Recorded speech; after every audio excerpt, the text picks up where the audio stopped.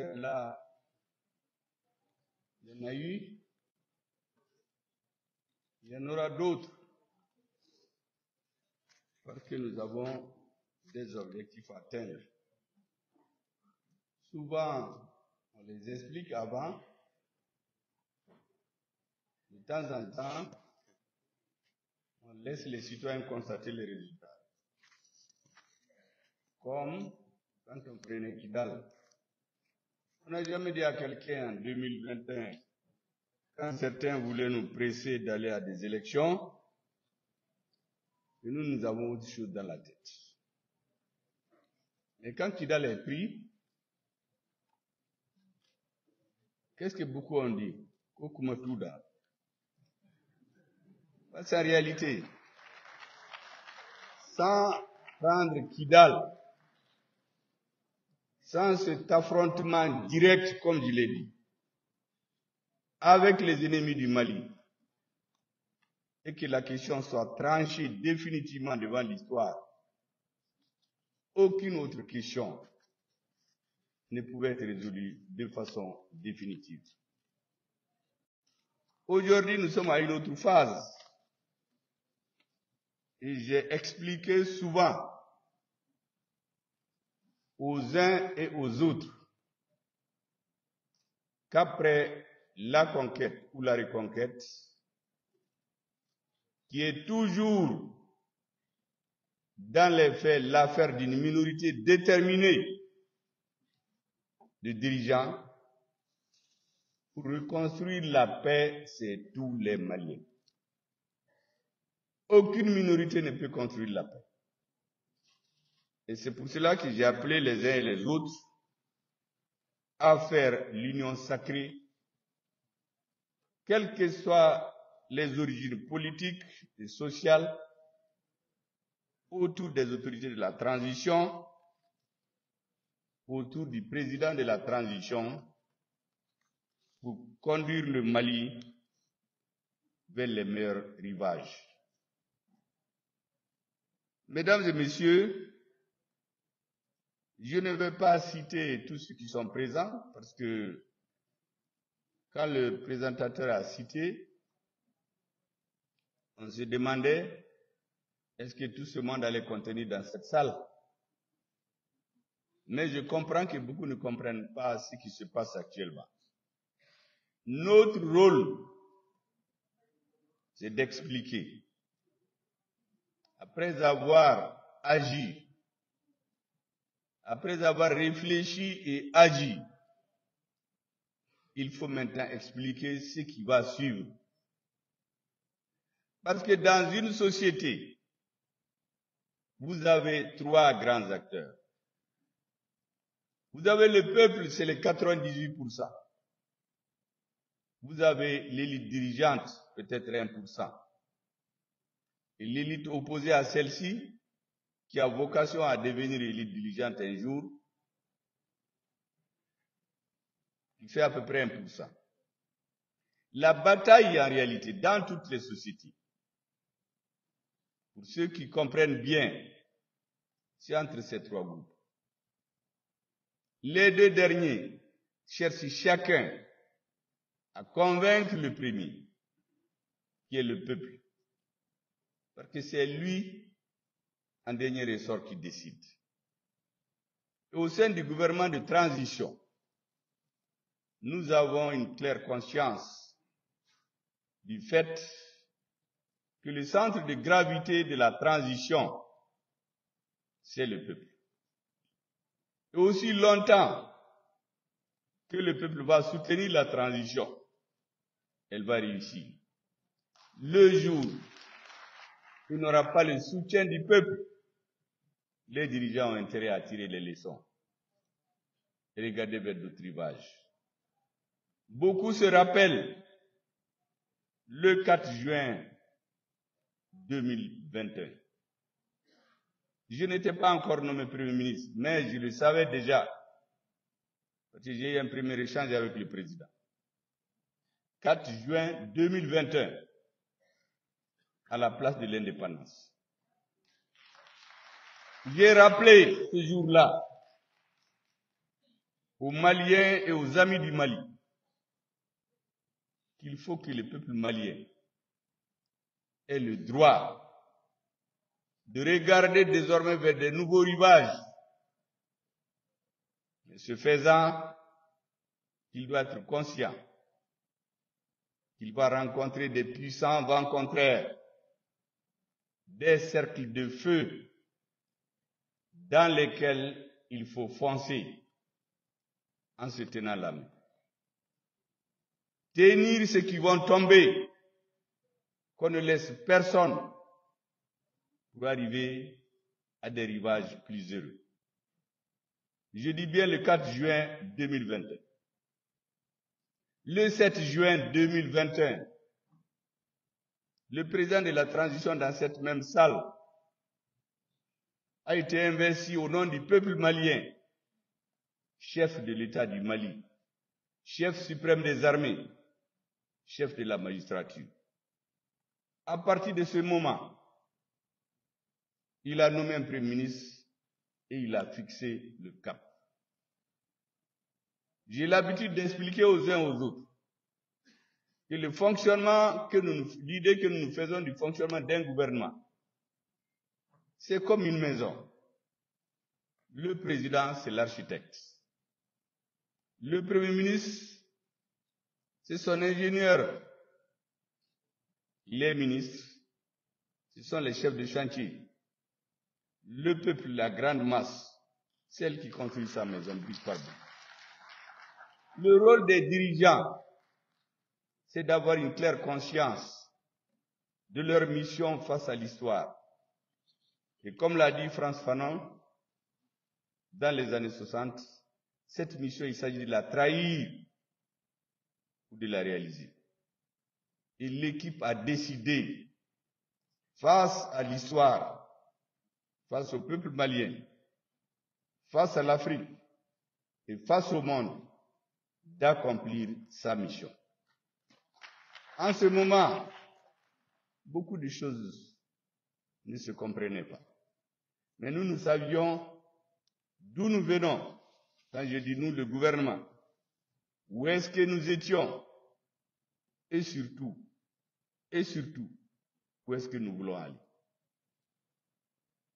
Mesdames et messieurs, depuis quelques semaines, nous parlons d'un certain nombre de faits. La CEDEAO et l'accord pour la paix et la réconciliation au Mali. Depuis 2 semaines, et ça va continuer parce que je vais rencontrer les universitaires, nous avons décidé de partager nos idées sur cette question avec le maximum de Maliens. Parce que les dirigeants que nous sommes, c'est le 1% dont je viens de parler. Il y a l'autre 1% qui ne dort pas aussi. Kumatada aujourd'hui, mais demain, comment Bessoro. Donc, il y a une bataille pour avoir de son côté les 98%. Et c'est pour cela que nous avons décidé que malgré ce que donnent les réseaux, ce que donnent les différentes conférences, il est nécessaire d'aller directement vers les différentes couches, compléter leur lecture des événements en écoutant directement les responsables du gouvernement mandatés à cet effet. Vous venez d'écouter le brillant exposé du ministre de la Refondation, qui se passe de commentaires. Je voudrais vous dire simplement que je vous remercie vraiment d'avoir répondu massivement à cet appel. Même si, pour diverses raisons, parce que cette réunion a été reportée plusieurs fois, elle a été combinée, il était question d'ailleurs de la reporter, nous avons dit qu'il faut aller vite. L'information est périssable. Si nous ne faisons pas vite, dans 2 semaines, il y aura peut-être d'autres événements où ceux d'aujourd'hui ne seront plus écoutés. Mais nous savons aussi que la population a une grande capacité d'oubli. C'est sur ça d'ailleurs que nos adversaires travaillent. Vous aurez remarqué qu'ils cachent toujours des pans entiers de l'histoire. Et en nous cachant notre histoire, on nous fait vivre l'événementiel à travers les radios internationales. Vous savez, avant, quand nous on se réveillait, on mettait Radio Mali. Mais aujourd'hui, tout le monde peut témoigner, jusqu'à une date récente. Quand vous vous réveillez, quand c'est les intellectuels, on met RFI. Quand on est à la télé, on met France 24. Quand c'est les pays anglophones, on met BBC, CNN. Les radios nationales sont de moins en moins écoutées. Et ces radios ont conclu des accords avec les gouvernements dits démocratiquement élus pour ramener des antennes jusque dans les villages. Ce qui fait que nos grands-mères, quand elles se réveillent, elles n'écoutent ce que les gens pensent à Paris, à Londres ou à Washington. Et comme ça, au fil des années, toute une génération d'Africains ne réfléchit que par ce que les autres veulent. En une année, la France seulement a investi près de 40 milliards de francs CFA uniquement dans les médias destinés à l'Afrique. BBC, La Voix de l'Amérique, la même chose. Et donc, c'est très clair pour nous qu'à la phase où nous sommes, il y a ce que nous appelons la guerre informationnelle. En plus des faits, il faut que nous connaissions notre histoire, notre présent et surtout là où nous voulons aller. C'est ce qui explique ces conférences multiples. Celui qui suit la même chose, il s'ennuie, par exemple, les ministres qui regardent les mêmes choses à toutes les séances, certains se disent même, j'ai déjà entendu ça. Mais dans une salle de 1000 personnes, il y a peut-être 500 qui n'ont jamais entendu parler ou qui sont occupés, qui regardent des morceaux dans les réseaux. Nous avons décidé de façon systématisée de rendre compte à notre population pour que personne n'en ignore. Parce que la manipulation est devenue aujourd'hui une arme fatale dans les mains des adversaires de notre pays. C'est pour que vous compreniez bien pourquoi nous sommes là. Et d'ailleurs, dans quelques jours, nous allons continuer avec les universitaires, avec, bien sûr, le développement d'autres points. Mesdames et messieurs, notre pays est à la croisée des chemins. Il est engagé dans une transition qui se veut une transition de rupture radicale afin de refonder l'État, de renforcer son indépendance, sa souveraineté, son intégrité et de restituer à notre peuple son honneur et sa dignité.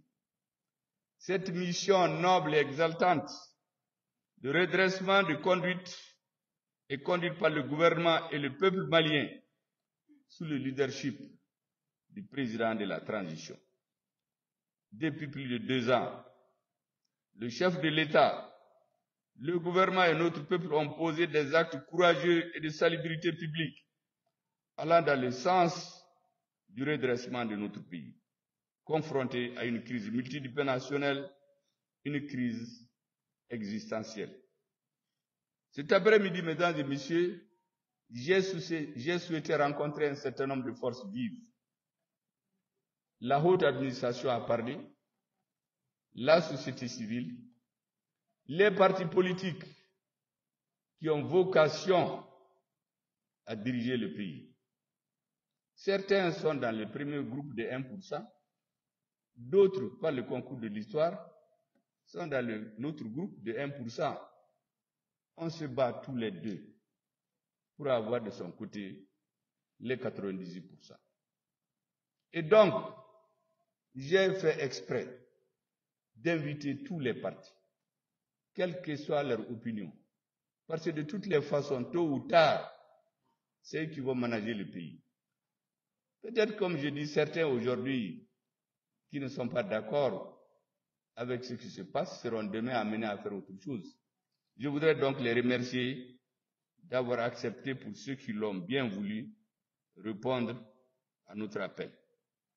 Mesdames et messieurs, cet après-midi, j'ai souhaité vous rencontrer dans le cadre de nos échanges périodiques et de l'obligation de rendre compte aux forces vives que nous nous sommes imposés en toute transparence sur deux sujets majeurs, j'allais dire deux décisions de très haute portée, engageant l'avenir de notre pays et le devenir de notre nation. Il s'agit de la fin de l'accord pour la paix et la réconciliation nationale ici du processus d'Alger et de la décision conjointe du Burkina Faso, du Mali, du Niger de se retirer sans délai de la CEDEAO. Mesdames et messieurs, sur le premier point, le gouvernement du Mali, après un long et lourd investissement politique et financier, après une patience qui aura duré près de 9 ans, pour un accord censé s'achever au bout de 2 ans, le gouvernement a dû, à son corps défendant, constater le 25 janvier 2024 l'inapplicabilité absolue de l'accord pour enfin déclarer sa caducité. Cette décision du gouvernement du Mali, sous la haute conduite du président de la transition, est une décision responsable, une décision mûrement réfléchie et hautement patriotique, qui s'inscrit dans la longue histoire de notre pays. Mesdames et messieurs, cette décision découle de plusieurs constats. D'abord, le constat de la mauvaise foi manifeste des mouvements signataires de l'accord. Enfin, certains parmi nos frères des mouvements signataires se sont écartés de l'esprit de l'accord depuis longtemps. Vous vous rappelez, ou bien pour ceux qui ne savent pas, on nous a présenté ici des hommes à la retraite pour dire qu'il faut faire d'eux des généraux. Avec le soutien de certaines forces, des hommes à la retraite qui ont passé leur temps à travailler, on les prend, on les nomme généraux. Mais nous avons dit non. Ça fait 2 ans qu'on traîne là-dessus. Nous avons dit de donner les noms des gens qui correspondent aux critères objectifs. On nous a dit non. Ça, c'est un exemple. On ne parle pas beaucoup, mais il y a beaucoup de choses sur lesquelles on se taisait. Ça, c'est un exemple illustratif que je vous donne pour que vous compreniez ce qui se passe. Les obstacles qui n'ont cessé de poser ainsi que les actes de défiance ont rendu la mise en œuvre de l'accord quasi impossible. À titre d'illustration, les mouvements signataires regroupés au sein de la CEMA ont saboté l'accord, ont été les premiers à l'enterrer à travers des actes de provocation et de belligérance, comme cela a été constaté pendant tout le processus de retrait de la MINUSMA des emprises qu'elle occupait dans le nord du Mali. Que n'ont-ils pas fait en violation de tous les principes pour empêcher le transfert des emprises à nos braves forces armées de sécurité, alors même que nous nous sommes entendus avec la MINUSMA pour un retrait ordonné, coordonné et sécurisé avec le Mali. Souvent, nous venons à 10 heures. Après s'être donné rendez-vous, on nous dit qu'ils sont partis depuis 8 heures. Mais on dit, mais ça, c'est quoi ça? On s'est entendu que vous partez à 10 heures et puis vous vous quittez depuis 8 heures. Qu'est-ce qu'on nous dit? Ils sont en insécurité. Mais eux, ils sont venus pour sécuriser les Maliens. Mais en réalité, toute la nuit, ils ont fricoté avec les terroristes pour passer les armes lourdes, les blinder et disparaître. Mais ceux qui ne savaient pas, c'est que notre armée se prépare à cette situation depuis plus de 2 ans. Depuis la rectification, depuis la mi-décembre 2021, où s'est déclenchée la grande offensive militaire, où l'armée a déplacé l'insécurité dans les sanctuaires de terroristes. Depuis cette date, jusqu'à une date récente, notre armée à redoubler, à multiplier sa vigilance et ses capacités d'affrontement direct, comme je l'ai dit, avec l'ennemi du Mali. Et c'est pour cela que nous les avons observés quand ils ont nuitamment transmis toutes ces armes lourdes à nos adversaires. Le matin, pendant qu'ils nous disent qu'ils sont partis, les autres faisaient la fête. Nous leur avons donné un bonjour et comme le dit le journaliste, ils se sont trouvés, comme notre ministre de la Défense le dit, on les a renvoyés au repos éternel. Pour que tout le monde sache à quoi s'en tenir avec le Mali. Nous sommes un vieux peuple, un peuple de guerriers, qui peut plier face à des difficultés de l'histoire, mais qui n'auront jamais. C'est ce que nous avons montré à l'occasion de ce retrait. Mesdames et messieurs, je disais que ces emprises qui devaient être légalement restituées au Mali, suivant les décisions du Conseil de sécurité, leur prise a été l'objet d'étaler au grand jour la mauvaise foi des mouvements armés qui se sont désormais compromis avec les mouvements terroristes. L'attaque du bateau de Tombouctou, l'embargo de Tombouctou, l'attaque de la base de Gao. Mais c'était fait pour quoi? C'était fait pour nous déstabiliser. C'était fait pour rompre le fil qu'il y ait les 1% des dirigeants ou 90% de la population. C'était des forces spéciales étrangères qui l'ont organisé. Pour paniquer la population et dire qu'il y a des dirigeants va-t-en-guerre avec quelques suppôts locaux qui sortaient. Oui, il faut la paix. Le gouvernement doit arrêter de se battre comme ça, c'est des va-t-en-guerre. Comme si on n'a jamais refusé la paix. Heureusement qu'eux-mêmes ont apporté la preuve. Parce que nous avons entendu la SEMA, nous avons entendu dire le GINIM, le GISM, et après l'élément de langage, c'est le CSP, qui assume ces actes terroristes contre nos populations. À partir de ce moment, il n'y avait plus rien à chercher. Il fallait aller, comme je l'ai dit, à visage découvert à cet affrontement avec tout le monde. Les balas et les baladéons, là, il fallait les affronter, les cogner à la bouche.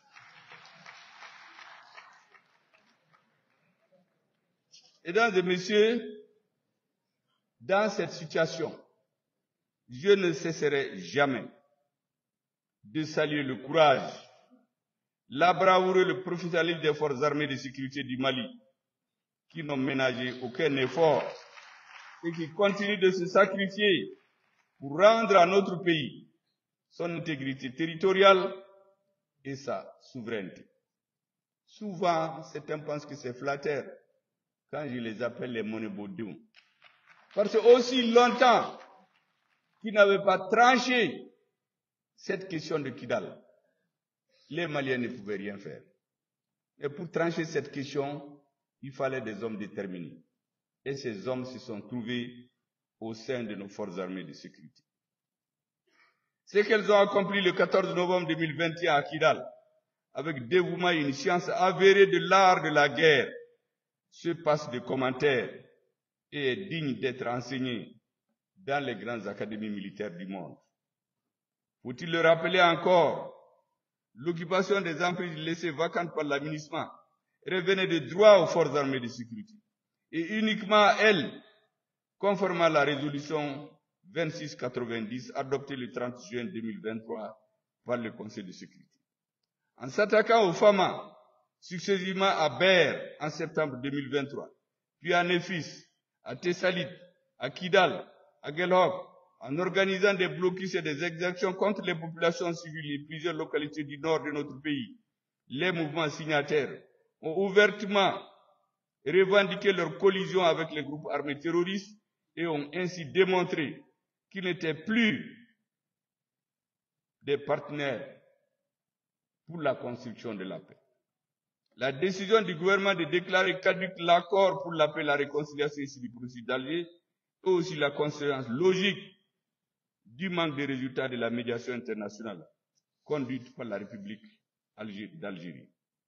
Le Mali a placé une confiance aveugle en la communauté internationale, en acceptant une équipe de médiation, qu'une équipe de médiation soit le garant de la mise en œuvre de l'accord, signé en 2015 à Bamako, dans cette même salle. Cette confiance n'a pas produit les effets escomptés. Le Mali a même été trahi dans sa bonne foi, comme on a pu le constater, voire dans l'attitude de certains acteurs pendant le retrait de la MINUSMA. Je viens de vous appeler. Rendez-vous 10 heures, votre partenaire quitte à 8 heures. Vous venez à 10 heures, on vous dit qu'il est déjà parti. Il ne vous reste qu'à tirer les leçons. Oui, l'armée malienne, je l'affirme ici, a été trahie, abandonnée, mais fort heureusement, ne s'est jamais laissé piéger. Comme je vous l'ai dit, de longue date, l'armée avec les chefs militaires auxquels je rends un hommage mérité ont préparé cette date fatidique qui est arrivée. Elle a été préparée et gagnée avec maître de maître. La récente tension diplomatique avec l'Algérie, chef de file de la médiation internationale, est la conséquence d'une série d'actes hostiles et inamicaux contre le Mali, pour lesquels notre gouvernement a élevé la plus vive protestation. Parmi ces actes, on peut citer de façon non limitative l'accueil sans concertation ou notification préalable et au plus haut sommet de l'État algérien des citoyens maliens subversifs et des citoyens maliens poursuivis par la justice dans notre pays pour actes de terrorisme. L'existence sur le territoire algérien de bureaux assurant la représentation de certains groupes signataires du défunt accord devenus aujourd'hui des acteurs terroristes. Depuis ces bureaux, ils agissent à visage découvert contre la sécurité nationale du Mali en toute impunité. La volonté des autorités algériennes de vouloir maintenir le régime des sanctions des Nations Unies concernant le Mali au cours du sommet du mouvement de non-alignés qui s'est tenu en Ouganda au mois dernier, alors même que notre pays a demandé et obtenu de l'ONU la fin du régime des sanctions, et c'est la grâce à l'utilisation du veto de notre partenaire stratégique aujourd'hui, j'ai nommé la Fédération de Russie. Vous savez que ce régime des sanctions souvent a été imposé à des citoyens maliens tout simplement parce qu'ils ont refusé de trahir leur pays. Quand vous ne faites pas leur jeu, souvent, on inscrit vos noms sur la liste des personnes à sanctionner. Alors que ceux qui organisent la mort des Maliens empêchent à Kidal, à Taoudéni, à Gao, à Tombouctou, aux enfants d'aller à l'école, ont leurs enfants dans les grandes écoles ici. En Occident, ont 3-4 passeports, sont reçus comme des grands élus de la République du Mali. Voici la situation que notre pays a.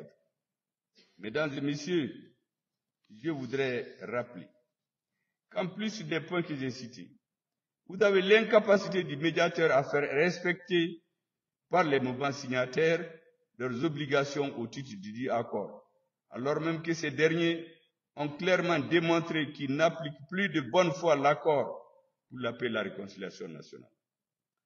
Le manque de volonté des mouvements signataires à mettre en œuvre l'accord a entraîné l'enlisement, puis l'affaiblissement de l'accord, dont les dividendes ne profitaient plus au processus de paix ni aux populations du Nord. Elles ne profitaient qu'à une minorité, une oligarchie constituée au Mali, qui se fait élire, qui a infiltré toutes nos administrations, l'armée, les partis politiques, l'administration, et ont pris le Mali en otage. Illustration, depuis 10 ans, on exploite de l'or. Le ministre de la Refondation vient de le dire, en grande quantité. Mais les populations de Kidal ne voient pas ce tort. Gao, Menaka, Taoudeni, Tombouctou, il y a une minorité qui est distribuée suivant un réseau aux membres de l'oligarchie et les restes va là où vous savez. Avec l'AES, je crois qu'on va tenter d'y mettre fin petit à petit. Je donne souvent un exemple.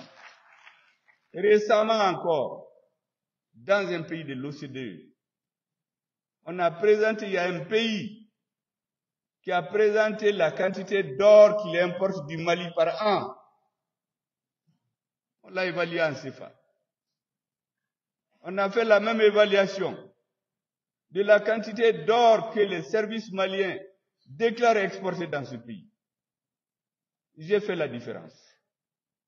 Vous avez la différence entre ceux qu'ils ont déclaré, qu'ils ont reçu, parce que ça, c'est une bourse des valeurs.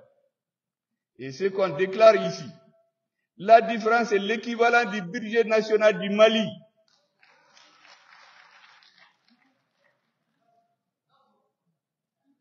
Voici dans quoi on voulait nous maintenir des décennies. Et le peuple malien a eu le sang de l'histoire. Il a dit non.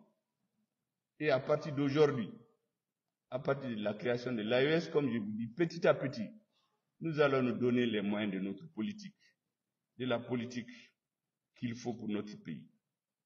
Mesdames et messieurs, en 9 ans d'application, aucun progrès en ce qui concerne le volet de mobilisation. Je viens de vous en parler. Désarmement et de réinsertion des ex-combattants. Et cela principalement à cause des obstacles fréquents posés par les mouvements signataires. Dans quelle armée on peut se respecter?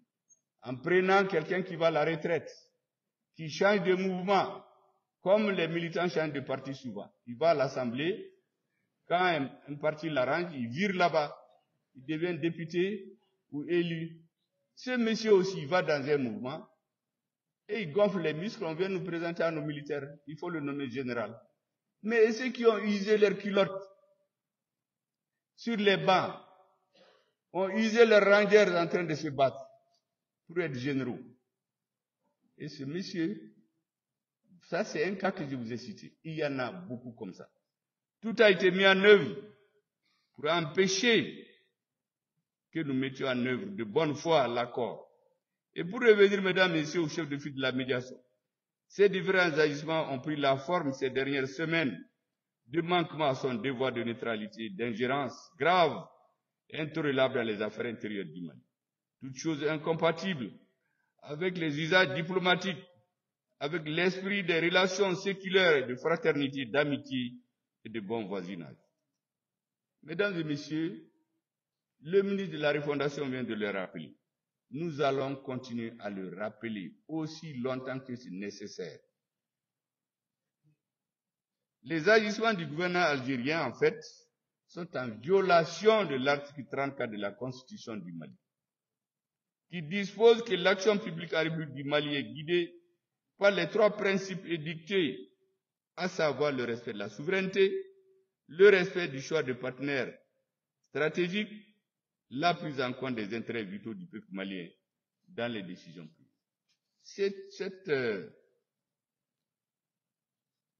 Ce texte-là, jusqu'à une date récente, certains disaient, oui, c'est le président qui a dit. Ça, c'est Assimi Goïta. Quand il ne sera pas président, on n'en parlera plus. Ça, c'est le premier clivant qui le dit. Mais aujourd'hui, c'est dans la Constitution. C'est l'article 34 de la Constitution de la République du Mali qui le dit. Mesdames et messieurs, à partir de ce moment, l'Algérie est sortie de son rôle de médiateur. Le gouvernement du Mali a en conséquence exprimé sa désapprobation et a tiré les conséquences de droit par rapport à l'accord pour la paix et la réconciliation. La réaction du gouvernement malien nous a conforté dans notre conviction que nous n'avons pas eu affaire à un médiateur neutre, impartial et équidistant des partis. C'est une réaction teintée de déni de réalité et surtout pleine de mépris pour notre pays, comme chacun a pu le constater. Au Mali, mesdames et messieurs, nous avons le sens de l'histoire. C'est pourquoi nous tenons à rappeler humblement aux autorités algériennes les relations séculaires et fraternelles qui existent entre les peuples maliens et les peuples algériens. Ces relations ont été revigorées par le soutien franc et sincère apporté par le Mali à leurs frères algériens pendant leur lutte héroïque pour leur indépendance. Oui, il est opportun de rappeler que lors de la guerre d'Algérie, le Mali a notamment offert son territoire comme base arrière aux Moudjahidines, aux combattants algériens, ouvrant ainsi un front sud dont l'apport a été déterminant dans la victoire finale. Notre pays a participé aux affrontements contre le colonisateur français en déployant des combattants maliens aux côtés des Moudjahidines sur le territoire algérien pour défendre la liberté et la dignité de nos frères algériens. Aujourd'hui, au plan politique, notre pays a défendu la cause algérienne dans toutes les instances diplomatiques jusqu'au recouvrement de son indépendance. Pour notre part, mesdames et messieurs, nous sommes lucides et nous faisons la distinction nette entre les errements actuels du gouvernement algérien et les liens séculaires d'amitié, de fraternité et de bon voisinage qui lient les peuples frères maliens et algériens. Il s'agit là de liens inaltérables pour le maintien et le renforcement desquels le Mali et son peuple ne seront jamais pris à défaut. Mesdames et messieurs, le Mali réaffirme son attachement à la promotion des relations amicales et harmonieuses avec l'ensemble des États, y compris l'Algérie, sous réserve du respect des 3 principes guidant l'action publique dont j'ai déjà parlé. Sous réserve du respect de ces principes, tous les pays sont amis du Mali. Le Mali n'a pas d'ennemis dans le monde, mais le Mali ne peut plus accepter qu'un pays croit qu'il est un arrière-coup pour lui, une arrière-coup, qu'il est un paillasson sur lequel il peut essuyer ses pieds. Ça, c'est fini. Mesdames et messieurs, le Mali est et demeure une nation pacifique. Nous n'avons pas dénoncé l'accord, la fin de l'accord contre une partie de notre peuple, ni contre un pays partenaire. Après 9 ans de louvoiement et de tâtonnement, l'heure est venue pour les filles et les fils du Mali de s'approprier leur destin en privilégiant les solutions endogènes aux problèmes maliens. C'est tout le sens de la décision du président de la transition, annoncée le 31 décembre 2023 dans son discours à la nation, la tenue en cours du dialogue direct intermalien destiné à asseoir une appropriation nationale du processus de la paix. Mesdames et messieurs, ce matin j'étais là. Le hasard du calendrier fait que c'est le jour même où le comité de dialogue intermalien adoptait les termes de référence sur lesquels il va travailler. C'est ce jour même que cette réunion se tient. Ce comité composé de personnalités représentatives des différentes composantes de notre nation est chargé de la préparation de l'organisation du dialogue intermalien pour la paix et la réconciliation nationale. Mesdames et messieurs, ce matin, j'ai fait ici une petite digression qu'il est nécessaire de rappeler à tous les Maliens. Parce qu'en général, je vous dis toujours, ce que j'ai constaté, on cache l'histoire. Souvent, ça arrange les dirigeants. Et quand ils sont au pouvoir, ils font croire que le soleil a apparu avec eux, qu'avant eux, il n'y avait rien. Certains disent même, on va mourir avec eux. Heureusement, j'ai pris la mort qu'elle ne vienne pas. Parce que quand elle vient, chacun cherche sa tête. J'ai rappelé ce matin un certain nombre de faits. Vous savez qu'en 2018, beaucoup ont vu ici une vidéo qui passait. En ce moment, je ne pensais pas qu'on aura la chance d'en parler de sitôt. J'avais dit qu'un jour viendra, sous notre génération ou après, où le peuple malien va sécréter des filles et des fils qui vont lui donner confiance, lui restituer son honneur et sa dignité. J'ai prié de bon Dieu que cela se fasse le plus vite. Ça, c'est peut-être pour celui qui est au pouvoir aujourd'hui. Mais ceux qui ne sont pas là, ils ont dit mieux avant. Sédou Badian Kouyaté, c'est lui qui a écrit l'hymne national du Mali. Avant sa mort, vous vous rappelez très bien, il disait que nous sommes un grand peuple. Tous ceux qui trafiquent aujourd'hui à l'extérieur, avec certains dirigeants locaux, pour vassaliser le peuple malien, ne perdent rien à attendre. Nous avons tout le temps devant nous. Le peuple malien va se réveiller un jour. Ça, c'est Sédou Badian Kouyaté. Vous vous rappelez ça de très bien. En 2012, beaucoup ne le savent pas. Moi, j'ai rencontré ATT le 17 mars 2012, dans son bureau, après 3 ans d'interruption. On a parlé de beaucoup de choses. Arrivé à la porte, je sentais l'homme affaibli, découragé. Il me prend par la main. Il me dit, cousin, je vais vous dire quelque chose qu'il faut retenir. Toute personne qui a tété le lait malien, toute personne qui a le sang malien qui coule dans ses veines, il y a des pays qui ne vont jamais accepter qu'il soit leur interlocuteur. Ils voudront toujours le vassaliser, ils ne l'aimeront jamais. 17 mars 2012, quelques jours après, il est tombé. Mais, quand on a écrit l'accord dans cette même salle, Ibrahim Boubacar Keïta, je ne suis pas sûr que s'il était là, il allait avoir une équipe qui allait faire ce qu'on est en train de faire. Mais, dans le cœur, ceux qui étaient là ce jour-là se rappellent très bien de l'altercation qu'il y a eu entre lui et Hervé Latsous, qui était le représentant du secrétaire général des Nations Unies chargé des opérations, de nationalité française. Ce jour-là, Ibeka lui a dit, monsieur, il a menacé le Mali. Il n'a pas profité de l'accord pour attaquer ceux qui ont refusé de signer des conditions.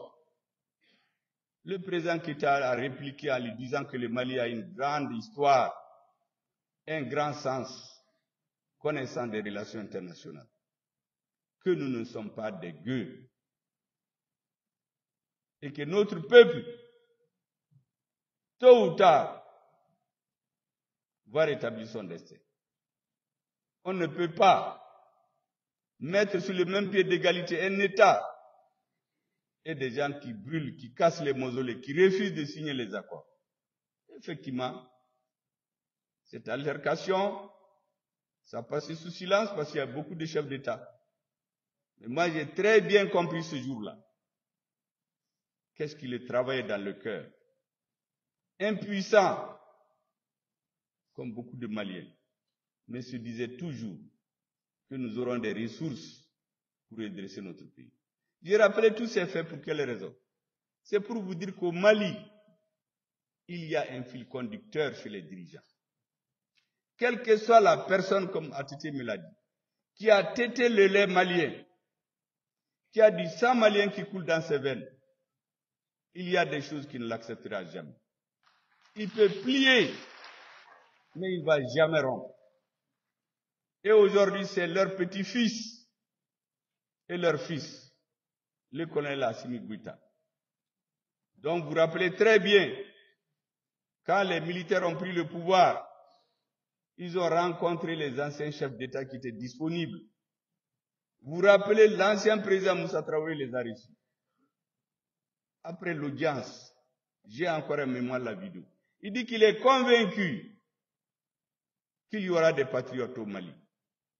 Il est convaincu que ces jeunes-là sont des patriotes. Ils vont restaurer le Mali. En ce moment, peu de gens croyaient. Mais moi, j'y ai toujours cru.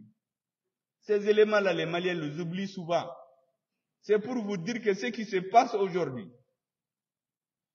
ce n'est pas une question d'un ou des hommes. Même si ce n'était pas nous, d'autres allaient le faire. Parce que c'est le Mali. C'est notre histoire. C'est nous. Aujourd'hui, il est heureux qu'on n'a pas attendu d'autres générations.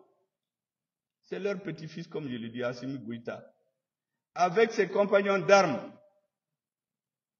avec ses compagnons politiques, qui ont analysé la situation. Nous sommes arrivés à la conclusion qu'il y avait une camisole de force qu'on a mise sur le Mali. Un halo, MINUSMA, Barkhane, G5 Sahel, Takuba, ECAP, EITM et que sais-je encore. Et nous avons décidé, sous la haute direction du président de la transition, de détricoter cette chemise de force.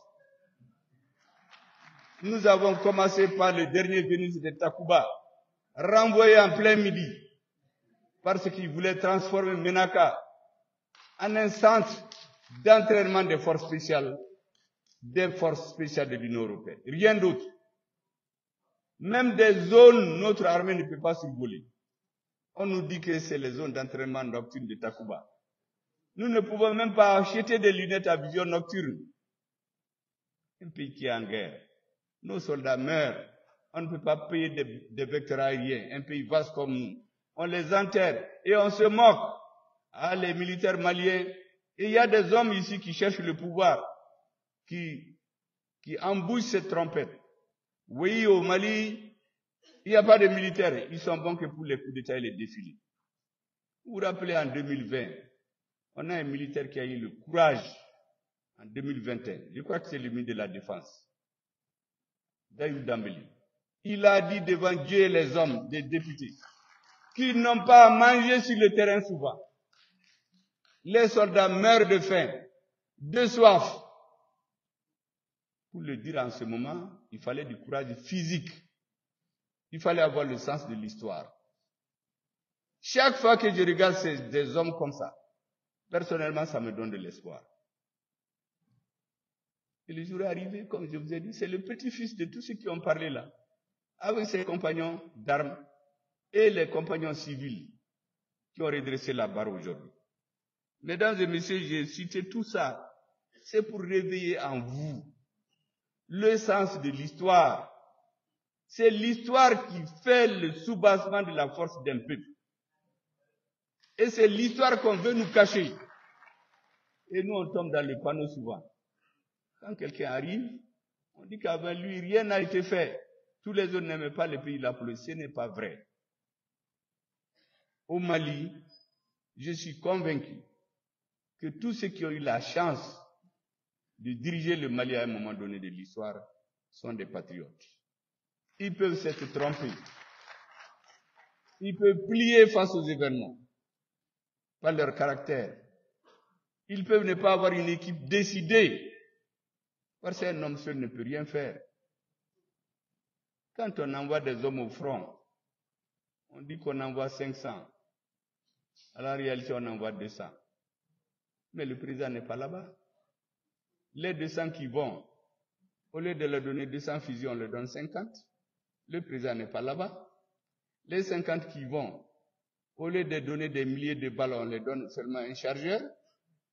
Le président n'est pas là-bas. Et lorsque la guerre commence, en quelques secondes, son chargeur est vidé. Mais l'autre a toute une chaîne, les terroristes. Voici le sort triste qui était réservé à nos militaires. Ça, il fallait en être conscient et relever ce défi. Mesdames et messieurs, le comité qui vient d'être mis en place, il va travailler dans le sens que les Maliens veulent. Mesdames et messieurs, honorables invités, le deuxième sujet que je vais aborder, ça ne va pas être très long, parce que beaucoup sont fatigués. C'est l'après-midi. Mais c'est nécessaire. Dans ce que je dis, il y a à boire et à manger. Dans ce que j'ai dit, il y a à boire et à manger. Ceux qui somnolent, quand ils vont se réveiller, ils vont voir sur les réseaux la partie qui les intéresse. Et nous, ce qui nous intéresse, c'est d'accomplir notre mission. C'est de délivrer le message. On ne fait pas ce qui plaît, forcément. On fait ce qui doit se faire. Et ce message-là, il faut qu'on le délivre. Mesdames et messieurs, ce deuxième sujet a trait au retrait du Burkina, du Mali et du Niger de la CEDEAO. Comme vous le savez, les organisations intergouvernementales, les organisations régionales sont basées de prime abord sur le principe de la solidarité, sur la mise en commun des moyens afin de réaliser des buts communs et des objectifs partagés.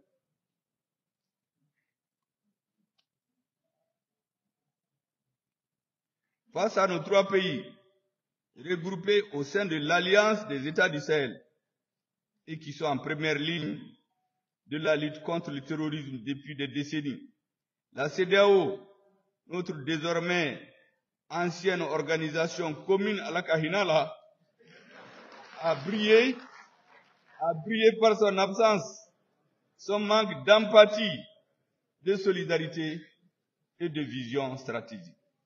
Après avoir longtemps observé nos États se battre seuls pour leur survie, peut-être dans l'espoir de nous voir engloutis par la horde de terroristes, la CEDEAO a décidé d'imposer contre le droit et contre le bon sens des sanctions drastiques et illégitimes à nos États.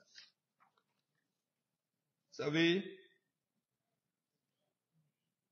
ces sanctions n'avaient pas d'autres objectifs. C'était pour renverser les régimes. Moi, je suis dans un regroupement où nous avions des grands économistes qui sont venus nous faire des démonstrations que le régime ne tiendra pas plus de 2 semaines. Ces grands économistes, je ne sais pas où est-ce qu'ils sont. En tout cas, pas dans notre regroupement pour l'instant. Ils sont allés regarder ailleurs et je crois qu'ils n'ont vu personne tomber là-bas. En tout cas, pas le gouvernement malien. Il n'y avait pas une meilleure manière d'aider nos ennemis, les groupes armés terroristes contre lesquels nos États sont en guerre. Imaginez-vous, mesdames et messieurs, lorsque les terroristes et les forces spéciales étrangères ont attaqué le bateau Tombouctou avec des dizaines de morts. Vous savez qu'il y a eu un sommet de la CEDEAO, on n'en a même pas parlé. Vous savez qu'il y a eu une réunion du Conseil de sécurité. Même présenter des simples condoléances à notre président, il y en a qui ont refusé. Mais qu'est-ce qu'il faut attendre de telle organisation? Mesdames et messieurs, le Sahel est un bouclier contre le terrorisme. En aucun cas, le Mali, le Burkina et le Niger ne doivent perdre la guerre contre le terrorisme qui leur est imposé. Comme j'aime à le rappeler, nous gagnerons cette guerre, plaise à Dieu, parce que notre cause est juste. La question qui se pose est de savoir à qui profite l'acharnement contre nos trois pays. Assurément pas aux braves populations du Burkina, du Mali et du Niger, qui sont vent debout contre les terroristes et les néocolonialistes. On vient de parler du cas du Niger, on a coupé même les médicaments contre les malades. C'est exactement ce que les terroristes font. Vous savez qu'à Farabougou, quand ils sont arrivés, ils encerclent, ils coupent la nourriture, ils coupent les médicaments, ils coupent tout. C'est les mêmes pratiques. Sauf que c'est une organisation d'État qui se permet de faire cela. Mesdames et messieurs, je crois pouvoir dire avec certitude que les sanctions contre la CEDEAO sont une sorte d'autoflagellation. Et de toute façon, notre peuple, quand je dis notre peuple, c'est le peuple de l'AES. Il verra, il comprend. Nous avons une claire conscience que dans l'histoire, tout ce qui est bien pour l'humain, pour l'humanité, ça passait par des douleurs. Toutes les grandes nations ont passé par des périodes difficiles pour arriver là où ils sont. Pour parler philosophie, l'homme tout court, tout ce que vous réussissez dans la vie, c'est après une période de douleur. Même pour être un homme, il faut que vous souffrez pour naître. Que votre maman souffre. C'est après que la vie commence. C'est la même chose. On a mis l'AES dans une situation où nous n'avons d'autre choix que de prendre l'ascenseur. Les autres vont continuer à marcher à pied. Dans quelques années, on va se retrouver. Certains vont demander de renvoyer l'ascenseur. On leur dira attention, l'ascenseur ou l'escalier. On ne peut pas venir au 4e étage nous rejoindre sans prendre ni l'ascenseur ni l'escalier. Sinon, vous allez vous casser les pieds. Donc, patientez et discutez avec les dirigeants de ce monde. Mesdames et messieurs, la CEDEAO est devenue une menace. Vous savez que lorsque nous avons décidé ensemble de quitter, mais nous avions des informations plus ou moins précises, qu'on voulait attaquer le Niger,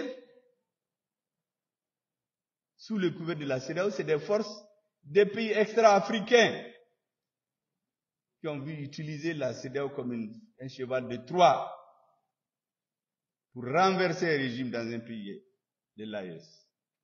Mais nous avions compris très bien. Les balabas dans cette affaire-là, c'est les Maliens. Quand on va finir avec les balas là, si le Niger tombait, le tour c'est le Burkina. Après, ils vont se concentrer sur le Mali. Mais ce qu'ils ont oublié, les époques ont changé. Il y a d'autres dirigeants au Mali, d'autres dirigeants au Niger, d'autres dirigeants au Burkina Faso. Et nous avons fait, contre l'attente de tous ces messieurs-là, une alliance militaire où nous avons été clairs. Je l'ai répété plusieurs fois. Nous n'accepterons pas qu'on touche au cheveu d'un de nos partenaires. Celui qui touche le cheveu du Niger, on va raser sa tête. Idem pour le Burkina, idem pour le Mali. Et aujourd'hui, nos peuples sont liés par le destin. Nous devons tout faire pour rester ensemble. Nous avons d'ailleurs pas le choix en ce qui concerne les dirigeants. Les peuples sont déjà en avance.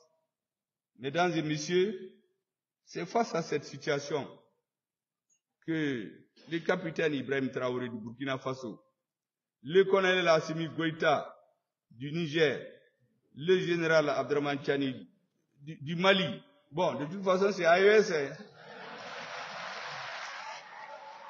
Bon, d'ailleurs, je crois que d'ici la fin de la transition, on va faire la rotation des présidents. Bon, certains vont aller au Burkina faire une semaine, au Niger, au Mali, Assimi, Ibrahim Traoré, général Tchani. Donc vraiment, je crois que c'est un lapsus très heureux. Le général Abdraman Tchani ont respectivement intervenu. Je veux que vous détenez ces dates-là. Vous savez que c'est très important. Le 16 janvier, Assimi Goïta, qui ne parle pas beaucoup, a parlé près de plus de 30 minutes en Bambara. Dans ce discours-là, c'est plus court que le mien, c'est vrai, mais il y a à boire et à manger aussi. C'est vrai que chez nous, quand il y a à boire et à manger, c'est un peu long. Il y en a qui sont normaux. Mais lui, en 30 minutes, il a terminé. Qu'est-ce que vous avez entendu ce jour-là? Entre autres, il dit qu'on l'a appelé quelques jours avant pour lui dire, voici celui qui doit être président, premier ministre et président de l'Assemblée. Je crois qu'il a coupé l'appétit au monsieur en lui disant que de toute façon, pour ce qui concerne le président là, c'est lui-même cette fois-ci. Vous avez écouté le président du Niger, au plus fort de la crise nigérienne. Il y a un pays européen qui a voulu intervenir. Il y a un autre qui l'appelle pour lui dire, attention, le Niger, c'est pas pour vous, c'est pour nous. Ne vous mêlez pas des affaires du Niger. Ça veut dire que nous sommes des propriétés de certaines personnes. Et imaginez-vous. Et voici ces messieurs qui nous disent qu'ils sont nos amis. Il est vrai que les Africains, quand on les tape un peu sur l'épaule, on les donne quelques accolades, ils sont très heureux. Oui, Bonya. Ça, c'est pas le plus important. Aujourd'hui, nous cherchons à savoir ce qu'on veut faire. Ce jour-là, quand j'écoutais les discours, il y a un fil conducteur. Assimi Goïta le 16 janvier 2024. Ibrahim Traoré le 31 janvier 2024. Le général Tchani le même jour. Sauf qu'il a fait en 4 langues, 3 langues, en français, en germain et en haussa. Parce que c'est des langues majeures chez eux. Mais ce qu'on aura constaté, c'est le fil conducteur. On aura vu des hommes de terrain. Ils ne sont pas venus faire de la théorie. Tous des hommes de terrain. Tous ont vécu dans leur chair et dans leur âme les actes de trahison, les doubles jeux dont ont souffert nos armées. Ils ont dit ce qu'ils pensent. Il appartient aux intellectuels de nos pays, à la jeunesse, aux universitaires, aux politiques, de théoriser ce qu'ils ont dit. Parce que comme je vous ai dit, la pratique sans la théorie, elle est aveugle. Et la théorie sans la pratique, elle ne vaut pas grand-chose. Pour l'intérêt des peuples africains, il nous faut conceptualiser ce qui est en train de se faire. Ils nous ont montré le chemin. Il appartient aux universitaires, aux intellectuels, aux hommes d'affaires, à vous, la société civile, aux politiques, d'avoir un fil conducteur. Nous ne voulons plus jamais que quelqu'un vienne s'imposer à nous. Il faut donc théoriser, distiller leur vision auprès du plus grand nombre de jeunes de notre pays, pour qu'à l'avenir, notre pays de l'AES, j'allais dire, parce qu'en réalité, aujourd'hui nous avons les destins liés. Pour question d'organisation et de prudence, nous parlons de confédération. Quelqu'un m'a demandé, mais pourquoi? J'ai dit, mais les équipes actuelles ne font rien sans réfléchir. Les peuples là voulaient se réunir depuis l'indépendance. Ils ont été ensemble, mais pourquoi ils se sont divisés? Il faut se poser ces questions. Vous savez qu'une fois, on a signé des alliances. Le président est retourné chez lui. Et puis, je ne vous dirai pas sur quelle intervention. Il dit s'il ne signe plus. Et on dit, mais ça c'est quoi ça? Et toi, président Koutrou, toi, tu es allé donner ton accord. Tu viens dans ton pays, tu dis que tu ne signes pas. Pour que ces genres de gens ne nous arrivent plus, nos spécialistes réfléchissent sur chacun des points et soumettent à nos dirigeants qui vont se mettre ensemble. Je vais donc terminer ce discours, mesdames et messieurs, par un appel avec lequel j'ai commencé. J'ai dit que notre armée, donc une minorité de Maliens, décidés avec quelques hommes politiques, ont fait recouvrer au peuple son honneur et sa dignité en prenant Kidal. Mais aujourd'hui, c'est pas eux qui vont construire le Mali. Et ceux, disons, pour construire le Mali, c'est tout le monde. Faisons donc appel à tous les enfants du Mali. Tous. Je prends l'exemple. Dans mon village, il y a des gens qui soutenaient l'ancien régime, mais ils ne savaient pas tout ce que je viens de vous expliquer. Mais s'ils le savent aujourd'hui et qu'ils veulent participer à la refondation du Mali, personne n'a le droit de se prévaloir d'une quelconque légitimité historique pour exclure les autres Maliens. La paix, c'est tous les Maliens. De la même manière, notre armée a fait l'union sacrée autour des chefs militaires et du président de la transition Et nous, les politiques, on a continué à parler. Il y en a qui parlent que la parole là, ce n'est rien, mais nous, on sait ce que ça vaut.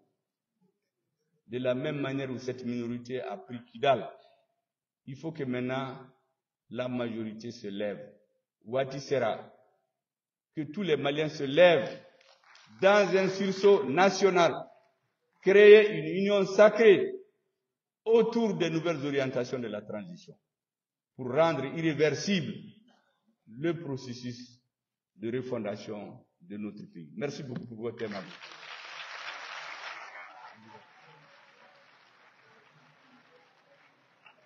On applaudit très fort, s'il vous plaît. Tout le monde reste en place. Le Premier ministre descend pour saluer. Voilà, tout le monde reste en place. Merci beaucoup. Shobel Kokala Maïgae, Fembe Talike, Mali, Burkina, et Niger, ou beaucoup, Fembe Talike, Sidiaola, Ode Nyefosisano, Angala Datibu, Nazarakana Luba, ou le légitimité traditionnelle, Aborakala Selou, Chamandeke, Janfani, Kuruba, Fin Chamam, Ayola Selou, Reke, Toakana, un ministre Chaman Fana, Fembe Taliko, Lula, Luchamana Keneka. Kuna fundila ufana sebe koronana ni wati na amina fereti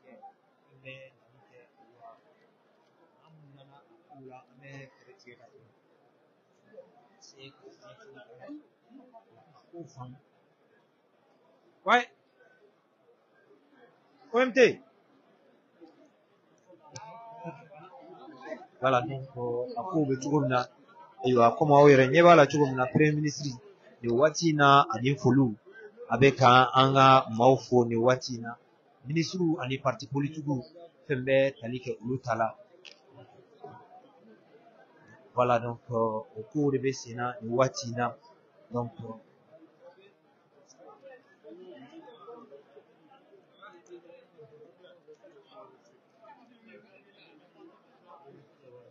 Monsieur le ministre, bonsoir. Bonsoir. Quelles sont vos impressions? Je suis dans la ok. Ok. Il n'y a pas de souci. Oui, merci. Monsieur le Président, bonsoir. Ah oui? Quelles sont vos impressions par rapport à l'intervention du Premier ministre malien suite à la sortie du pays de l'AES dans l'espace CEDEAO, dans l'organisation de la CEDEAO plutôt? Alors, nous voyons que face aux légitimités traditionnelles, au chef de parti, il a livré son discours pendant plus d'une heure. Ouais, ça a été... Présentez-vous d'abord à nos internautes. Ouais, moi je suis honorable Boignon Krubeli, le président de l'URD. Le Premier ministre, il a donné des détails du pourquoi nous sommes sortis de la CEDEAO, pourquoi nous avons fait telle ou telle chose, et surtout les actions de sécurité pour la reprise de Kidal et tout. Donc ça a pris près d'une heure de temps. Et ce qu'il a dit nous a beaucoup édifié. Et nous qui supportons la transition, nous qui pensons que sortir de la CEDEAO a été une très bonne chose, nous avons eu encore beaucoup plus de détails sur le pourquoi. Donc la science a été vraiment très utile pour nous. Nous pensons que nous sommes à même maintenant aussi d'informer les populations, nos militants et toutes les populations du Mali, afin que les gens se retrouvent, afin que les gens se lèvent pour aider cette transition à faire sortir le Mali du gouffre. Vous savez, sur ces 12 ans environ où que le Mali a été assailli par les narcotrafiquants, les djihadistes, une rébellion de Maliens. Vous savez, le Mali a beaucoup souffert, les Maliens ont beaucoup souffert, il y a eu beaucoup de dégâts, il y a eu beaucoup de décès, il y a eu beaucoup de pertes en vies humaines. Et tout ça aujourd'hui est en train d'être derrière nous petit à petit. Nous encourageons l'armée, nous encourageons nos dirigeants, nous souhaitons que Dieu nous aide à retrouver vraiment le développement du Mali, la sécurité du Mali et la paix pour le Mali. L'AES, c'est une bonne chose parce que les trois pays de l'AES partagent les mêmes problèmes, partagent le même espace, partagent pratiquement les mêmes critères économiques. Nous pensons qu'en les mettant ensemble, en mettant nos idées ensemble, en mettant nos hommes ensemble, en mettant tout ce que nous sommes capables de faire ensemble et nos économies aussi ensemble, nous pouvons développer cet espace-là. Nous pouvons aller vraiment à une intégration beaucoup plus avancée que la CEDEAO pour que nos pays se développent, pour que nos populations aient vraiment le véritable développement humain, le véritable développement économique, la paix et la sécurité sur notre territoire. Pensez-vous à un retour dans l'organisation ouest africaine de la CEDEAO, puisque la CEDEAO s'est réunie voilà, ce week-end pour faire la levée des sanctions sur le Niger. Quelles sont vos impressions par rapport à ça? Je pense que ce que nos autorités disent, je crois à ça. Nos autorités ont déjà dit que la CEDEAO c'est derrière nous. On est sorti sans délai et on ne retournera plus dans la CEDEAO. Moi, je crois à ça. Et je pense que nous pouvons continuer sur cette voie-là parce que la CEDEAO est un grand espoir pour tous nos pays, mais le comportement des chefs d'État de la CEDEAO face aux crises qui ont secoué nos différents pays, leur comportement a été vraiment un comportement de dégradation de notre économie, de dégradation du capital humain, de dégradation de la sécurité, de dégradation vraiment de l'espace social dans notre pays. Un pays qui est en crise, un pays qui est en proie à l'insécurité, à la guerre, si on ferme les frontières, on bloque ses ressources financières, on bloque son économie, on bloque tout ce qui se passe pour le développement du pays, vraiment ça ne fait que plonger ce pays encore dans la disette, dans le désarroi. Donc nous pensons que la CEDEAO a été très très décevante ces derniers temps-là avec nos pays. Donc la sortie de la CEDEAO, je pense que c'est une affaire qui est déjà actée et c'est derrière nous, comme nos autorités l'ont dit. Merci. Alors, nous allons poursuivre jusqu'à présent les réactions. Je vois l'un des présidents d'un nouveau parti qui déjà fait ses preuves, le parti Fizi Mali, l'un de ses vice-présidents, Monsieur Amadou Ndao. Bonjour, bonsoir. Bonsoir. Alors, cela dépend de l'endroit où nos internautes nous reçoivent actuellement. Alors, vous avez écouté le discours du Premier ministre pendant plus d'une heure face aux légitimités traditionnelles au chef des partis à la suite à la sortie des pays de l'AES, de la CEDEAO. Il a même dit, même si vous l'avez entendu via les médias, il va de soi qu'il soit face à vous pour vous expliquer les raisons de cette sortie. Alors, dites-nous, quelles sont vos impressions par rapport à ce discours de plus d'une heure qui a été livré par le chef du gouvernement? Bon, je crois que le Premier ministre est resté dans son rôle du Premier ministre, comme il a dit. Aujourd'hui, le Mali a eu la chance d'avoir ces jeunes militaires qui ont restauré la dignité aux Maliens et aux politiques également, maintenant, de les aider pour instaurer la paix définitive au Mali. Donc le Premier ministre est resté dans ce rôle aujourd'hui pour expliquer aux Maliens pourquoi comment on appelle, les trois pays seront debout et ensemble nous allons loin. Voilà. Maintenant, moi, dans ce discours, ce que vraiment j'ai retenu, il nous a expliqué beaucoup de choses de ce qu'on ne savait pas, des grandes rencontres qui a eu lieu entre lui et certains présidents des autres régimes passés. Et il nous a montré également que... Le régime passé du Mali. Le régime passé du Mali. Il nous a montré également que dans chaque régime aussi, il y a eu quelque chose de bon. Donc prenons ce qui est bon et avançons. Maintenant, j'ai beaucoup aimé également la main tendue, le message de la main tendue pour les Maliens qu'on n'exclut personne. Et que cette paix-là, c'est pour tous les Maliens, c'est pour toutes les filles et les fils du Mali. Donc cela doit nous motiver, nous maintenant. Il a parlé de 98% que nous représentons le peuple. Il a parlé d'1% qui est le pouvoir et l'autre pourcent. J'ai beaucoup aimé cette Ils font la bataille pour contrôler ces 80%. Contrôler ces 80%. Donc chacun... Vous les hommes politiques. Alors chaque 1% cherche à avoir les 98%. Mais je pense que à l'heure où on est, les 1% de chaque côté doivent se retrouver avec les 98% pour qu'ensemble nous aurons une paix définitive.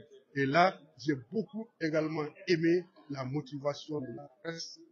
Aujourd'hui, nous pensons que la presse est une institution. Et je pense que c'est grâce à cette presse de la presse à l'heure du numérique. Enfin, je pense surtout parce qu'il a beaucoup parlé de la guerre de communication. Et qui fait cette communication? C'est vous, la presse. Donc, vraiment, nous sommes rassurés. Et au nom du président de Fizi Mali, Cheikh Oumar Sidibé, nous sommes venus également apporter notre soutien aux plus hautes autorités pour que cette paix-là soit définitive au Mali et dans les pays de l'AES. Monsieur Amadou Ndao, l'un des présidents du Fizi Mali, merci. Merci à vous. Nous allons poursuivre. Voilà, donc il y a ce qu'on appelle Amara Bati est déjà là dans les couloirs. Je pense qu'il est lui aussi un fervent défenseur de cette transition. Aussi l'une des figures pour du M5 RFP. Nous allons lui tendre le micro afin qu'il puisse nous livrer ses impressions suite à cette intervention voilà, du Premier ministre. Pour ne pas déranger les autres. Voilà, je vois que les autres sont en interview. Monsieur Batili, bonsoir. Bonsoir, Monsieur Konaté. Alors, plus d'une heure, vous avez suivi le discours du Premier ministre, chef du gouvernement de cette transition de long en large. Il a fait le contour de cette sortie de l'organisation ouest-africaine, la CEDEAO, aux légitimités traditionnelles, aux chefs de parti. Alors, dites-nous, en gros, qu'est-ce que vous avez retenu et quelles sont vos impressions, Monsieur Batili? Bon, moi, tout d'abord, j'aurais voulu que blogueurs, journalistes, animateurs autour des réseaux sociaux soient là pour mieux comprendre ce qui est de l'histoire de l'AES et de notre sortie de la CEDEAO et d'autres informations. Puisqu'en regardant les réseaux sociaux, on se rend compte que nous n'avons pas, nous ne sommes pas sur la même longueur d'onde et nous ne sommes pas au même niveau d'information. Il y a l'information réelle, il y a la propagande, et il y a l'histoire. Il y a aussi l'histoire de l'Afrique, il y a l'histoire des alliances, et il y a les enjeux auxquels nous faisons face aujourd'hui. Donc tout cela, en gros, est une information à laquelle nous avons pris part aujourd'hui. Et je dirais aussi que nous avons eu la chance d'assister et d'écouter tout ce qui est information sur l'AES et aussi sur notre sortie de la CEDEAO. Alors, notre sortie, nous avons vu aussi parler du dialogue intermalien et voilà, nous voyons actuellement que ça ne va pas au sein du M5 RFP. Qu'est-ce que vous pouvez nous en dire par rapport à ce sujet? Nous savons que le coût d'envoi des termes de référence a été donné. Oui, mais là, non, mais là, vous confondez des choses. Hein. Vous avez parlé d'abord du discours du Premier ministre. Il n'a d'ailleurs pas parlé du M5. Et je pense qu'on doit finir avec ce qui s'est passé tout de suite. Et après, on parlera du M5 RFP. Un Maninga ne peut pas être plus intelligent qu'un Maraga, de toute façon. Oui, on comprend. Je sais, le but même, c'est de me faire parler du M5. Oui. Mais parlons d'abord du discours du Premier ministre. Alors, justement, il a évoqué aussi les questions sécuritaires, les questions économiques. Pensez-vous réellement que cette nouvelle voie que les autorités de l'AES ont choisie sera la voie du salut pour ces peuples au Sahel? Bon, en tout cas, tout ce que moi je peux dire en premier, c'est que j'ai nettement confiance au Premier ministre Choguel. Je l'ai toujours fait confiance. Et je sais que c'est quelqu'un de très expérimenté, qui sait où mettre les pieds. Et lui également a confiance à son président de la République, qui est le président Assimi, et d'autres experts qui sont certainement à l'ombre et qui travaillent toujours sur cette histoire ou sur cette affaire de AES. Bon, en ce qui concerne le cirque dans le M5, bon, j'aimerais que vous soyez un peu précis pour que je puisse répondre de façon très précise. Effectivement, nous avons suivi lors de la réunion ordinaire de jeudi. Qu'est-ce qui se passe? Bon, si vous regardez les visages de ceux qui protestent ou qui contestent récemment, vous verrez parmi ces visages-là quelqu'un qui a été ministre qui ne l'est plus, quelqu'un qui voulait être ministre qui ne l'a jamais été, des gens qui veulent des postes, des gens qui veulent des marchés, des chargés de mission qui ont été limogés et autres. D'abord, toutes ces personnes réunies ne dépassent pas 25 à 30 personnes, et y compris les jeunes qu'ils ont pris dans les rues pour se présenter, pour se représenter, disons. Bon, en un mot, je pense que nous sommes dans une logique patriotique. Le M5 est un esprit et le M5 est un mouvement populaire qui milite pour le bien-être des Maliens et aussi pour un Mali meilleur. Je ne pensais pas que le M5 allait être un mouvement qui donnait du travail aux gens, qui allait obligatoirement donner du marché aux gens, et un mouvement qu'on devrait utiliser pour faire pression aux militaires. Dans un premier temps, il disait qu'en réalité, Choguel refuse de donner des marchés et il refusait de donner des postes aux gens, aux membres du M5. Qui dit ça? Et ceux qui disent aujourd'hui, ceux qui demandent aujourd'hui la démission de Bouba et qui veulent aussi que Choguel soit remplacé au comité stratégique. Donc ça reste une demande, le coup d'État n'est pas consommé, il n'y a pas eu de Non, changement. c'est même pas possible que ce soit un coup d'État. Hein. Mais pourtant, nous avons vu l'annonce. Ils ne sont pas à la hauteur de toute façon. Nous avons vu l'annonce. Ouais, je reviens sur cette histoire d'annonce. Mais là, d'abord, ça c'est le début. Ils ont commencé à demander des postes. Si vous regardez bien les visages, c'est des gens soit qui ont été limogés, soit qui voulaient des postes, soit qui voulaient des marchés. Et il y a quelques jeunes parmi eux qui demandaient à avoir du boulot. Donc, alors que Choguel nous avait dit dès le début qu'il n'a ni poste, ni marché à donner à quelqu'un. Et il a aussi dit qu'il ne fallait pas qu'on reprenne les anciennes pratiques de l'ancien régime. Bon, ces gens-là, ils ont d'abord commencé avec, lorsque l'un d'entre eux a été chassé de la primature, ils ont commencé par vouloir une élection. Et vous, comme vous le savez déjà, il y a ce qu'on appelle la coordination de jeunes, qui est différente de la jeunesse M5. Beaucoup d'entre vous êtes dans là où nous sommes. Je sais que beaucoup d'entre vous se réclament du M5, de la jeunesse M5. Et ça, c'est carrément différent de la coordination des jeunes. La coordination des jeunes a été mise en place par quelques jeunes, dont ils avaient 4 coordinateurs généraux, qu'eux-mêmes ont choisi entre eux. Mais ce n'est pas toute la jeunesse M5. Il y avait des tas de conflits, dont j'étais à la base, je dirais, puisque je ne les ai pas reconnus. Et lorsqu'on avait demandé à faire une redynamisation dans les communes, dans les quartiers, le comité stratégique nous a parlé et nous ont demandé de se donner la main pour faire le travail ensemble. Et même là, on a constaté qu'il y avait un système de magouille. Donc, on a cherché à faire avec. De toute façon, on a fait la redynamisation. Et suite à cette redynamisation, il y a des gens qui voulaient faire de la magouille aussi concernant la mise en place des soi-disant coordinateurs généraux, ou soit de les faire reconduire. Mais là, je l'ai dit clairement devant eux-mêmes, lors de la réunion, qu'ils ont tous échoué, tous les 4 coordinateurs généraux. Ils ont tous échoué à leur mission et qu'il fallait un règlement intérieur pour, non seulement pour les faire reconduire, mais pour les remplacer concrètement. Parce que, si vous le constatez bien, la jeunesse M5 n'a vraiment pas besoin de président. Ah bon? Non, la jeunesse M5 n'est pas une entité. Nous avons déjà le président du comité stratégique et la jeunesse M5 est liée au comité stratégique. Donc, il nous fallait quand même des points focaux dans les communes, dans les quartiers et autres pour coordonner. Vous savez, lorsqu'on a fait la redynamisation, ceux qui ont été choisis comme coordinateurs, nous les avons choisis pour qu'ils fassent une mission dans les communes, dans les quartiers et autres.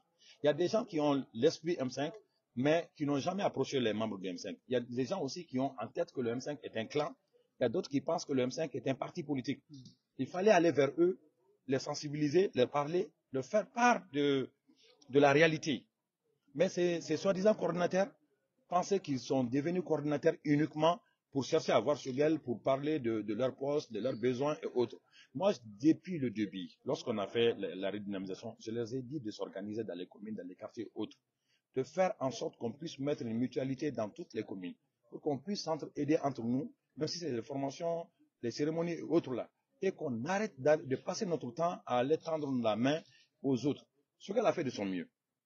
Il a toujours fait de son mieux. Même lors des recrutements, il a demandé aux gens d'aller déposer leurs dossiers. S'ils sont compétents, ils seront quand même choisis. Et retenus, quoi. Voilà, ils seront retenus. Vous savez, le M5 doit montrer l'exemple. Nous avons... Donc, pour faire court, tout cela, c'est pour une question de poste. C'est pour une question de poste et c'est aussi une question de marché. Et regardez les visages. Vous aurez votre réponse. Bon, en ce qui concerne l'événement de l'autre jour, Oui, qu'est-ce qui a amené le président Bouba à appeler les forces de l'ordre? bon, le 1er février, c'était un jeudi. Il y a eu des cas d'indiscipline, des jeunes indisciplinés qui ont pénétré dans la salle pour manquer de respect à Bouba. Et il y a même eu des jeunes qui ont fait des injures. Bon, le 8 février également, ils avaient décidé d'aller huer Bouba, de dire Bouba démissionne. Mais lorsqu'on a été plus nombreux qu'eux et plus décidés qu'eux, ils ont eu peur. Donc, en fin de compte, au lieu de dire Bouba démissionne, ça s'est transformé en Bouba est président. Donc, le 15 février, qui a été jeudi également, le jeudi dernier, ils avaient décidé... C'est jeudi? Oui, le jeudi où il y avait les policiers là. Les policiers? Comme C'était le 21. nous sommes au courant de Le 22. dans leur groupe.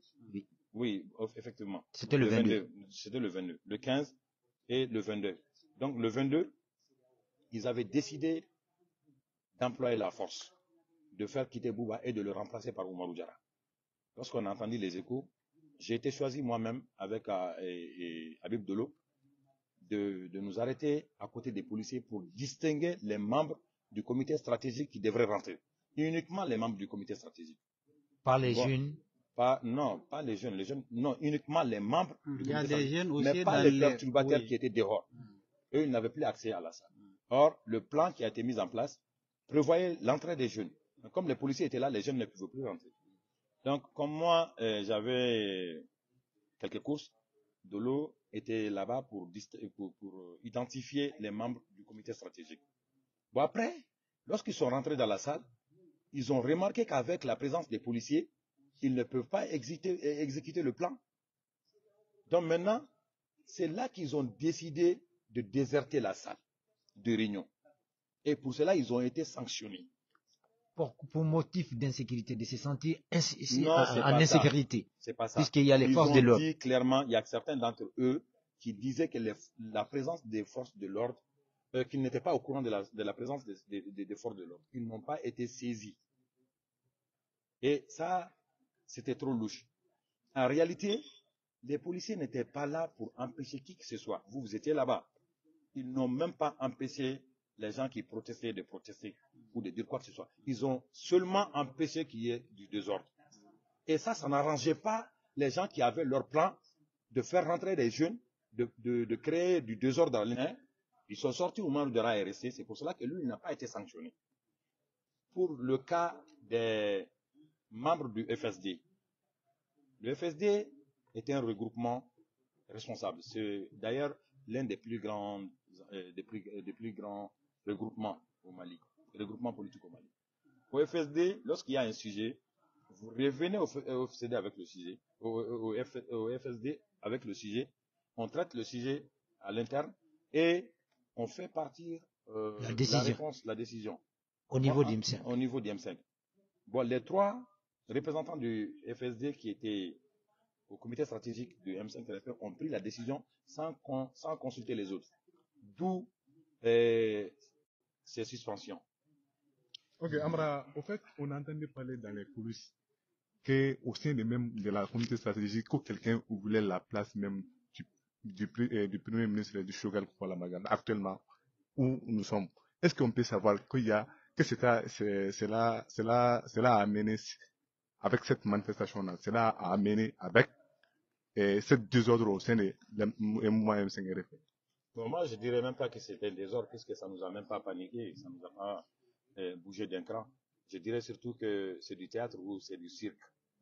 Vous savez, depuis plusieurs mois, j'ai fait un vocal aujourd'hui, que j'ai mis sur tous les groupes du M5. Je les ai dit de faire attention aux entités, à quelques entités qui sont dans le M5. Je l'ai répété à plusieurs fois, de faire attention à certaines entités et aussi de faire attention à certains jeunes qui sont déjà manipulés. Puisque tout ce qu'ils font, nous, on est au courant. Bon, depuis quelques mois, il y a ceux qui ont été éjectés de leur poste ministériel. Il y a ceux également pour incompétence ou bien pour? Bon, on ne sait pas. De toute façon, ils ont perdu leur place. C'est certaines de ces personnes-là qui se sont réunies, qui ont contacté quelques jeunes opportunistes, qui les ont fait des propositions et tout. Et depuis plusieurs mois, moi personnellement, on m'a contacté et la première chose qu'ils te disent, ça c'est ils te disent directement que les militaires sont en train de faire des nominations, sont en train de prendre l'argent, mais ce gars refuse de prendre l'argent. Et Ah là, bon? on vous demande directement, qu'est-ce que vous avez eu? Mais moi, je réponds directement, je suis là par conviction. Mon objectif n'est pas d'avoir quelque chose, mais mon objectif est d'avoir un Mali meilleur. Si le Mali parvient à être meilleur, moi, je sais ce que je peux avoir. Je remercie. Bakil, l'une des raisons qu'ils ont avancées pour destituer Bouba, c'est aussi, d'après eux, Bouba ne bénéficie plus de la légitimité au sein du M5 parce il n'a plus la confiance des EMK où il est issu. Est-ce que ça, ce n'est pas encore une autre raison pour destituer Bouba? Bon, rectification d'abord, ils ont tenté de destituer Bouba, mais ils ne peuvent pas. Parce que non seulement ils n'avaient pas la majorité, mais ils ne peuvent pas décider quelqu'un étant suspendu. Ils savaient qu'il allait être suspendu. Et c'est pour cela qu'ils ont fait une réunion précipitée. Bon, de toute façon, Mais qu'il y a eu plusieurs mois, une lettre DMK. Est-ce que cela est avéré bon, pour j'ai pas demander vu la lettre démission? du MK, mais vous savez, dans ce pays-là, il y a des barriques vides. Il y a des regroupements, des entités ou soit des mouvements qui n'existent que sur papier. Et on peut le constater lorsqu'ils ont des conférences de presse ou des points de presse.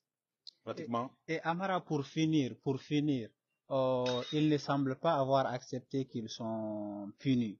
Est-ce que vous avez constaté, après les divisions précédentes, que les M5 se divisent de nouveau?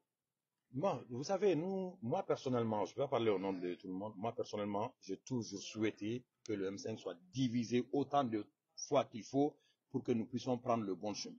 Ah bon? Puisque le M5 est un regroupement populaire, comme je viens de le dire, mais il faut quand même que nous soyons sincères envers nous-mêmes. On ne peut pas être là pour le bonheur de tous les Maliens et vouloir des intérêts personnels pour nous seuls. Mais là, il faut qu'on se dise la vérité. Vous savez, lorsque l'arbre fleurit là, il y a des mauvaises feuilles qui tombent. Ça, c'est logique. Et même en Bambara, il faut toujours, comme les Bambara le disent, il faut toujours prier pour que les mauvaises graines tombent. Et ça, j'en suis confiant. Vous savez, il y a eu des grands leaders qui ont quitté le M5. Les gens pensaient que c'est fini. Et les gens même qui criaient que le M5 était mort de sa belle mort depuis plus de 3 ans ou 4 ans sont là aujourd'hui à répéter la même chose plusieurs années après. Tout ce que j'aimerais vous dire, c'est que la division, elle est obligatoire. On s'y attendait. Puisque lorsqu'on n'a pas le même objectif, on ne peut pas s'entendre continuellement. Et il est dit de s'unir, il est dit de se donner la main, il est dit d'aller ensemble, mais uniquement les personnes qui ont le même objectif peuvent aller ensemble. Voilà. Mais est-ce que le Premier ministre, qui est le président du comité stratégique du M5 RFP, est-ce qu'il a des ambitions présidentielles?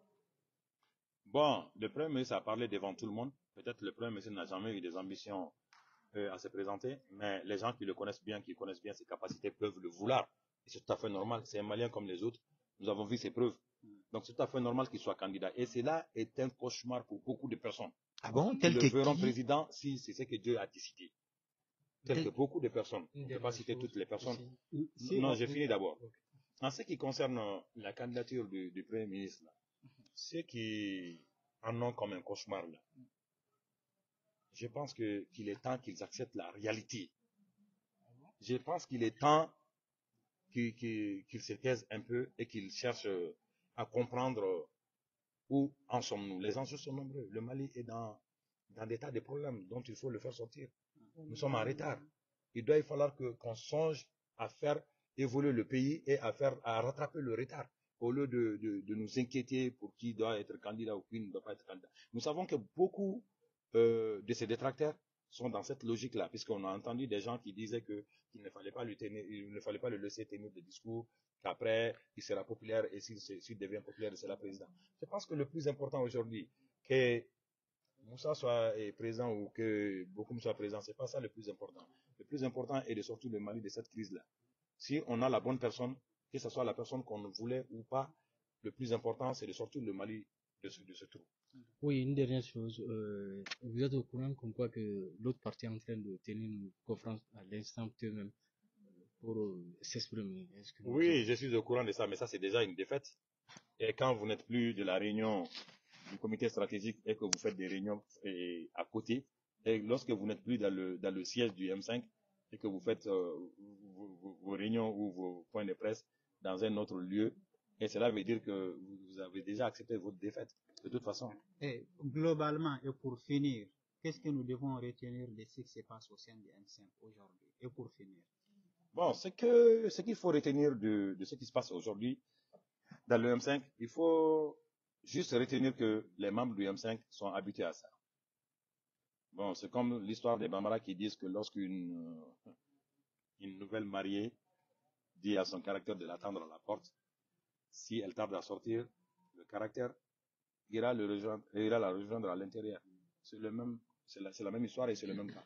Vous savez, c'est des gens qui ont, je m'excuse du terme, qui ont un mauvais caractère. Parce que lorsqu'on dit mauvais caractère, c'est quand la personne n'a plus de conviction et que la personne n'a que des intérêts personnels.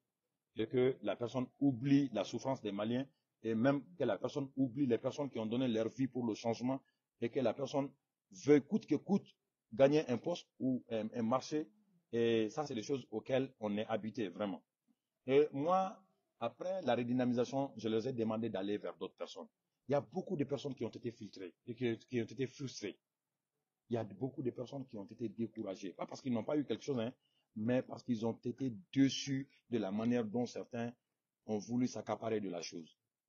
Maintenant, je pense que les choses sont bien comprises et Dieu merci, vous avez constaté que les gens que vous appelez, je ne sais pas, les déserteurs ou quoi là, personne n'est avec eux. Ni les communes, ni les régions, ni la diaspora, ni personne. Personne n'est d'accord avec eux, personne n'est avec eux. Et ça, c'est une réalité que tout le monde a dû constater. Puisque nous avons vu des communiqués, des vidéos de part et d'autre qui prouvent qu'ils sont isolés et isolés à jamais. Merci. Merci beaucoup. Je vous remercie. Voilà ce qui est fait, mesdames et messieurs. Nous étions dans le cadre de la livraison du discours du Premier ministre du Mali face aux légitimités traditionnelles. Donc, en marge de cela, nous avons tenté de tendre notre micro à Mara Batili, un des membres influents du M5 RFP. Actuellement, la crise est au sein du M5 RFP. Il était en train de nous raconter sa version de fait tout de suite au même moment que je vous parle. L'autre frange du M5 RFP est en train de tenir une réunion. Nous allons nous diriger vers là-bas et ensuite vous faire vivre en direct l'événement. Merci.